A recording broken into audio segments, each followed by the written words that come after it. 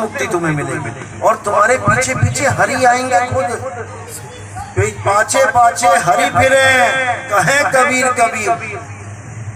ये कब होगा? जब आप इन मंत्रों को त्यागोगे, इन 52 अक्षरों को त्याग दोगे। ये 52 अक्षर देने वाले ही काल के दूत हैं, और कोई सींग नहीं लगेंगे उनके आगे कि तुम पहचान जाओगे तो काल का दूत कौन है। जो नर पड़े 52 के फेरा, सो नर जानो काल के चेरा। और जब 52 का टूटे डोरा, सहजे छूटे काल झकोरा। फिर नहीं आए फिर नहीं जाए, सार शब्द में रहे समाये। 52 को तोड़ो और सार शब्द से सूरत को जोड़ो, तब बात बनेगी। नहीं तो ऐसे जप जप के एक दिन अल्लाह को प्यारे हो जाओगे, कुछ नहीं मिलने वाला। इसीलिए कबीर साहब ने कोई कमी नहीं छोड़ी। 52 अक्षर जोड़े आन, सकिया ना अक्षर एक पहचान। वही एक अक्षर प्रेम है, परमात्मा से असली प्रेम। एक अक्षर प्रेम का, पढ़े सो पंडित होए, और पोथी पढ़ पढ़ जग मुआ, भयो ना पंडित। तो इसी पंडित की बात कर रहे हैं जो एक अक्षर को जाने। 52 अक्षर जोरे आन, सकिया न अक्षर एक पहचान। सत का शब्द कबीरा कहे, पंडित होए सो अनपढ़ रहे। जो पंडित होगा, असल में जो पंडित होगा, ये वाले पंडित नहीं जो मंत्रों के पीछे पड़े। पंडित होए सो अनपढ़, यानी निडर रहे, इस देह को छोड़ने के लिए हमेशा तैयार रहे। पंडित होए सो अनपढ़ है, पंडित जन को यो व्यवहार, और ज्ञानवंत को तत्व विचार। जो मंत्रों का खेल है वो पंडितों का खेल है। बच्चा पैदा होता है, चलो मंत्र जपो, मंत्र का उच्चारण करेंगे। नाम रखना है, देते रहेंगे मंत्र। कोई गंडमूल हो गए उसको, कोई काल सर्प हो गया, दे मंत्र। शादी करनी है, दे मंत्र पे मंत्र। उसके बाद मर गया, क्रियाक्रम में दे मंत्र पे मंत्र। सब ब्राह्मण लोग बिना मंत्र के, बिना क्रियाक्रम के इसकी मुक्ति नहीं होगी। चलो ठीक है, तुमने मंत्र जप लिए, क्रियाक्रम हो गया, मुक्ति हो गई। उसके बाद फिर 13वीं आ जाती है कि भैया ये करो, नहीं तो उसकी मुक्ति नहीं होगी। अच्छा, वो पहले जो मुक्ति हुई थी उसका क्या हुआ? जो क्रियाक्रम में मुक्ति करवाई थी उसका क्या बना? अगर मैं 13वीं ना करूंगा तो मुक्त नहीं होगा वो। चलो 13वीं भी कर दी, उसके बाद 1 साल बाद फिर खड़ा हो जाता है आके, ये करो नहीं तो वो मुक्त नहीं होगा। अच्छा, 2 बार मुक्ति करवाई थी, वो कहाँ गई? फिर 1 साल बाद वाली मुक्ति होगी, फिर 4 साल बाद फिर खड़ा हो जाएगा चौरक में। यानी कि बस मूर्ख बनाते रहो दुनिया को, और दुनिया मूर्ख बनती रहे। अरे मुक्ति एक बार होती है, एक बार मुक्ति हो गई, दूसरी मुक्ति की जरूरत नहीं है। लेकिन कोई भेद को नहीं समझ रहा, सब अंधी भेड़ की तरह, जैसे भेड़ चाल होती है, एक के पीछे एक, बस चले जा रहे हैं। अब यही कबीर साहब ने बोला, अगर तुम भेड़ चाल में चलोगे तो तुम्हें इस शरीर में से जब निकलना पड़ेगा तो इन 9 दरवाजों से निकलना पड़ेगा। आज मृत्यु आ गई तो तुम्हारे पास निकलने के लिए केवल 9 दरवाजे हैं। कौन कौन से 9 दरवाजे हैं?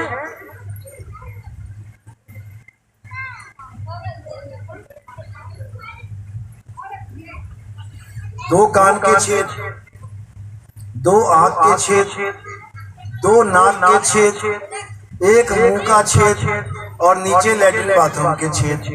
टोटल गिन के 9 दरवाजे हैं। अब कबीर साहब कहते हैं 9 दरवाजे संसार सब, और 10वें योगी साध। 9 दरवाजों से सारा संसार निकल रहा है। जिसने गुरु धारण नहीं किया, और जितने भी 184 के जीव हैं, ये सब 9 दरवाजों से निकलेंगे, एक भी नहीं बचने का, सब 84 में जाएंगे। अब जिसने गुरु धारण कर लिया और 10वें द्वार का ज्ञान प्राप्त कर लिया, और 10वें द्वार को तोड़ के निकल रहा है, उसके लिए क्या बोला? 10वें द्वार से जीव जब जाई, स्वर्ग लोक में वासा पाई। बन गया राजा महाराजा। तो कहते हैं 10वें द्वार प्राण निकले राज खानी जाए, कुछ देर राज भोगे फिर पाछे पछताए। बन गया राजा, और राजा बनेगा फिर क्या होगा? तपो राज राजो नरकम, फिर नरक में चला गया। अब 10वें दरवाजे से निकल के भी मुक्ति नहीं मिल रही है। अब क्या करे? अब बची है 11वीं खिड़की। अब जब तक उसका भेद नहीं पता लगा, जब तक मुक्ति भूल जाओ। साहिब कहते हैं 9 द्वारे संसार सब 10वें योगी साध, एकादश खिड़की बनी और जान तो संत सुजान। वो एकादश खिड़की क्या है? वो शब्द द्वार है, उसी को शब्द का द्वार बोला है, उसी को बोला द्वार न पावे शब्द का, फिर भटका खाए। जब तक तुम्हें शब्द गुरु शब्द द्वार का भेद नहीं पता लगा, जब तक तुम मुक्त नहीं हो सकते। इस चमड़े के शरीर में से तुम्हें एक दिन निकलना पड़ेगा और 184 में जाना पड़ेगा। कोई गुरु रोकने वाला नहीं है। ये गुरु लोग कहने को कहते हैं कि तुम्हारे पिताजी सतलोक चले गए, तुम्हारे पिताजी अमरलोक चले गए। तुमने देखा जाके क्या वहां पे कि पिताजी कहाँ पे हैं? केवल मीठी वाली, जैसे बच्चों को लॉलीपॉप देते ना, तुम्हें मीठी वाली गोली दी जा रही है ना। तो तुम गुरु से पूछ रहे हो कि गुरुजी सतलोक कहाँ पे है, बताओ जरा कहाँ पे है। अगर तुमने देखा हमें भी दिखा दो ले जाके, क्योंकि कबीर साहब ने कहा है लोक अलोक शब्द है भाई, और जिन जाना तिन संशय जाए।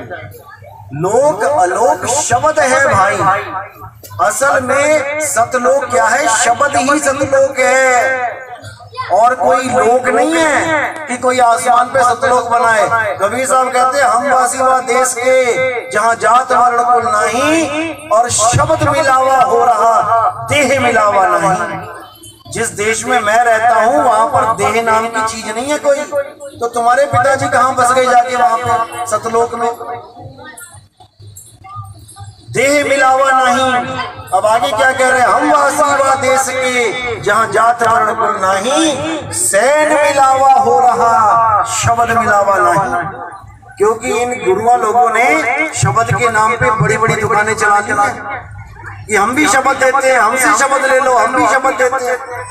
तो साहिब ने शब्द का भी खंडन कर दिया, लेकिन कौन से शब्द का? जाप अजपा और अनहद शब्द का, सार शब्द का खंडन नहीं किया। सार शब्द के लिए बोला बीजक में कि सार शब्द कही बाची हो, मानो अतबारा अक्षर पुरुष पेड़ है, निरंजन वाकी गारा। कौन है अक्षर पुरुष? क्या कभी अक्षर पुरुष की फोटो दिखाई किसी ने, या किसी ने भेद बताया हो अक्षर पुरुष क्या है? उठा के बस नाम पकड़ा दिया, सोहंग सोहंग जप लो, सत्सोहंग जप लो, ओम कलियम हरियम जप लो, निरंकार जप लो, ज्योति निरंजन जप लो। जपना बाद में है, पहले ये बताओ अक्षर पुरुष कौन है जिसकी वजह से ये काल पैदा हो गया।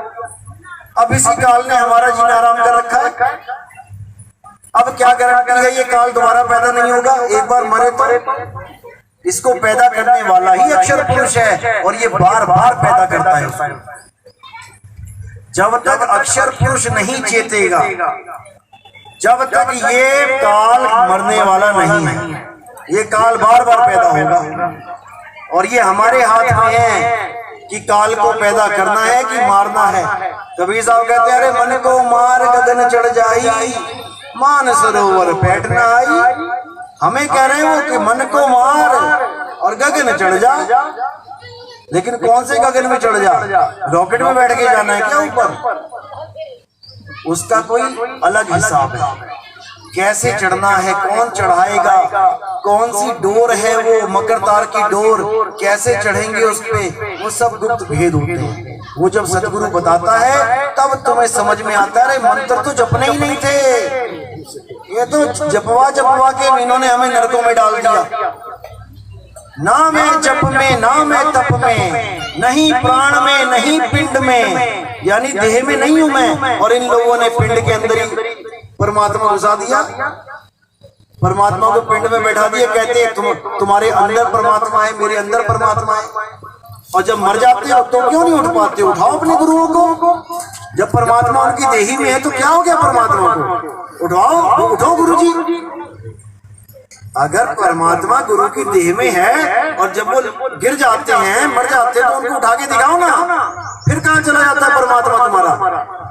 अरे उसमें जीव है, वो जीव शरीर को छोड़ के चला गया, इसलिए नहीं उठ पा रहा है वो। परमात्मा तो बहुत दूर की बात है। इस शरीर में जीव है, जीव की वजह से ये शरीर जीवित है।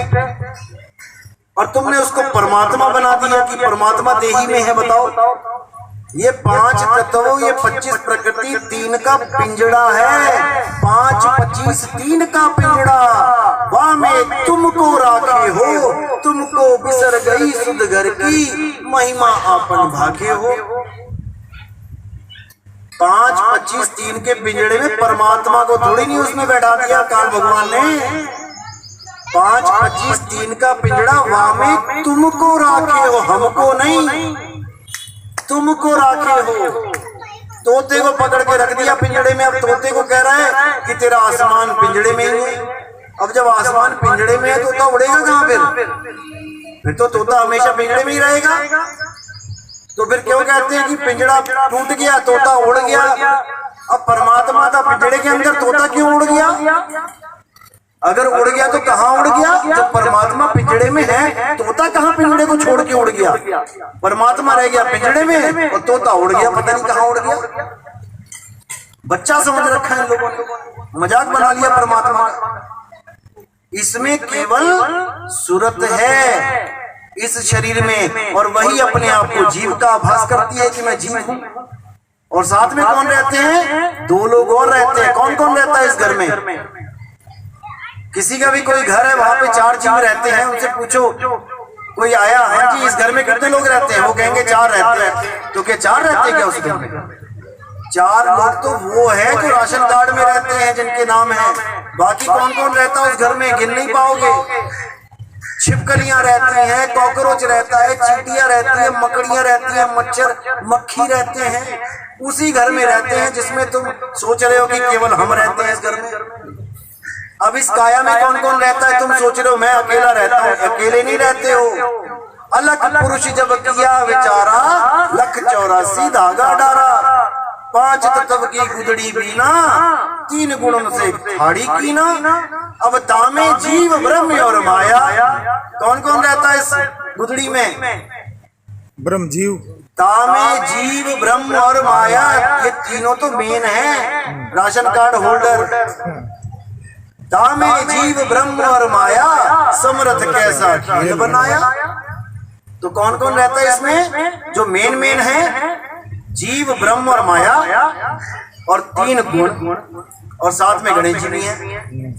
ये है मेन जो हम कह सकते हैं कि हाँ ये है, और ये इस मकान को चला रहे हैं, साफ कर रहे हैं, सब कुछ कर रहे हैं। और इसके बिना कौन कौन रहता है? दुनिया भर के इन्फेक्शन रहते हैं, तुम्हारे पेट में कीड़े रहते हैं, तुम्हारे ब्लड में इन्फेक्शन रहता है, जिसको मारने के लिए गोलियां खाते हो। पता नहीं कौन कौन रहता है, पूरा ब्रह्मांड समाया हुआ है इस छोटे से शरीर में। लेकिन हम सोचते नहीं, ये तो मैं हूँ, ये तुम नहीं हो भाई, ये चमड़ा है। इस चमड़े के शरीर में तुम्हें रखा गया है, और तुम सोच रहे हो मैं चमड़ा हूँ। तुम अपनी फोटो देखते हो, देखो मेरी फोटो अखबार में छप गई। तुम्हारी फोटो नहीं छप गई, तुम्हारे मकान की फोटो छपी है ये, जिसमें तुम रहते हो। तुम्हारी फोटो तो कोई खींच ही नहीं सकता। नहीं तो लगा लो कैमरा, जो बंदा मर रहा है उसके आगे कैमरा लगा लो। जब वो शरीर को छोड़ के जाएगा, खींच लो फोटो इसकी। क्यों नहीं खींच पाते? क्योंकि उसकी कोई फोटो है ही नहीं। अक्षर पुरुष की कोई फोटो है ही नहीं।